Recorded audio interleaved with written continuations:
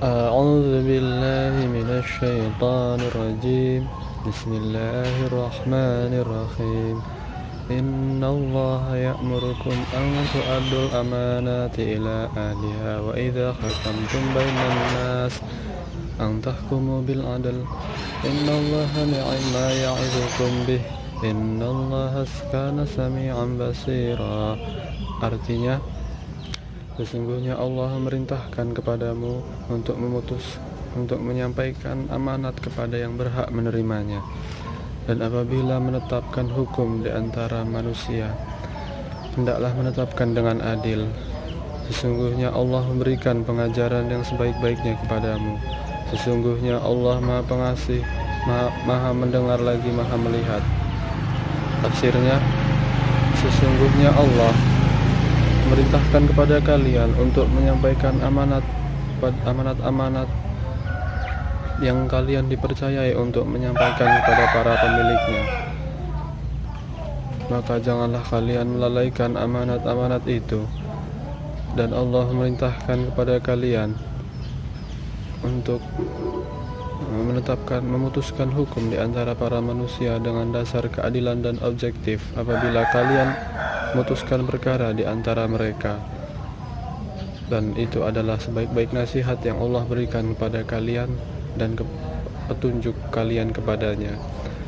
Sesungguhnya Allah Maha mendengar ucapan-ucapan kalian, mengetahui perbuatan-perbuatan kalian, dan Maha melihatnya. Jadi yang dimaksud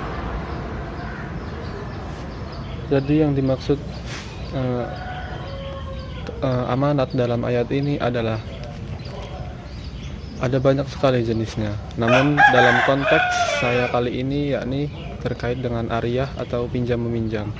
Ariyah adalah memberikan pinjaman kepada orang lain, meminjamkan benda kepada orang lain untuk diambil manfaat benda tersebut, dan harus dikembalikan jika sudah selesai digunakan dan harus dalam keadaan utuh seperti semula.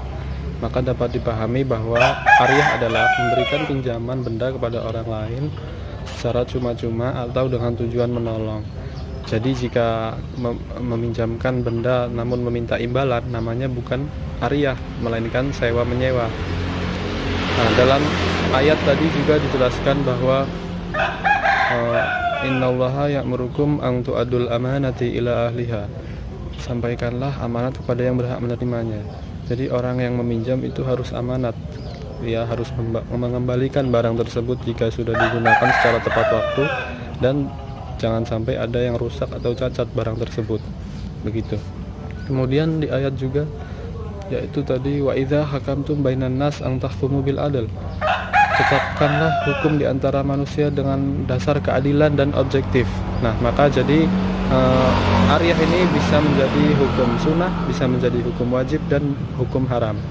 Bisa menjadi hukum sunnah ketika ariyah ini seperti tadi dengan meminjamkan barang dengan tujuan cuma-cuma atau tolong-menolong, dan itu menjadi hukum sunnah. Bagaimana menjadi hukum wajib? Menjadi hukum wajib jika benar-benar dalam keadaan darurat dan sangat membutuhkan. Misalnya ada tetangga kita yang ingin meminjam pisau untuk menyembelih hewan yang sedang sekarat. Kemudian bisa menjadi hukum haram ketika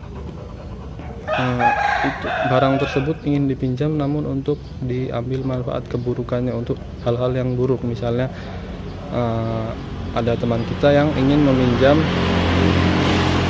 kendaraan kita, ternyata dia ingin pergi ke tempat-tempat klub malam, ke diskotik untuk hal-hal maksiat dan mabuk-mabuk dan segala macam lainnya. Nah, mungkin segitu saja materi dari saya. Wallahu a'lam bishawab. Jika ada kekurangan mohon maaf. Wassalamualaikum warahmatullahi wabarakatuh.